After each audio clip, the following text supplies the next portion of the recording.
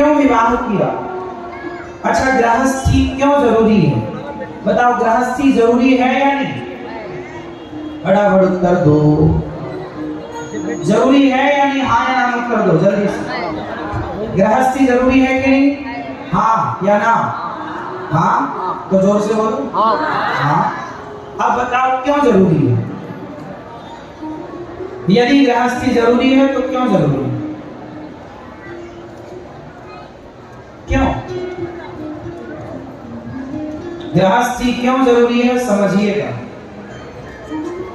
हम अपनी इंद्रियों को, हम अपने मन को, जो हमारी पत्नी होती है ना और जो हमारा पति होता है, वह पत्नी और पति, पति के लिए पत्नी और पत्नी के लिए पति, हमारी पत्नी हमारी इंद्रियों को कंट्रोल करने में, कराने में हमारी पत्नी हमारी सहायक है।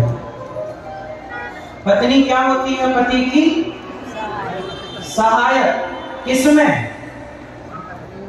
केवल आपके भोजन बनाने के लिए नहीं होती पत्नी, झाड़ू पोछा नौकरानी बन के घर का काम करने के लिए नहीं होती, बल्कि जो तुम्हारा मन सबसे ज्यादा भोगों में जाता था, जो भटकता था मन, उस भटकते मन को पत्नी एक जगह केंद्रित करती है।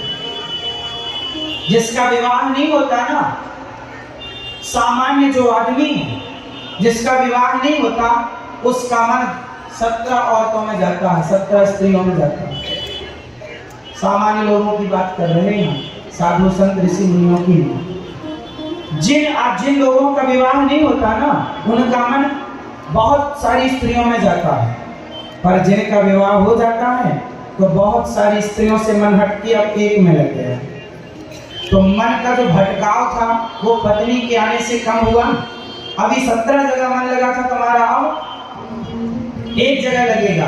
तो पत्नी इतनी बड़ी सहायक है कि उसने तुम्हारे 17 जगह से मन हटाकर एक में लगाया।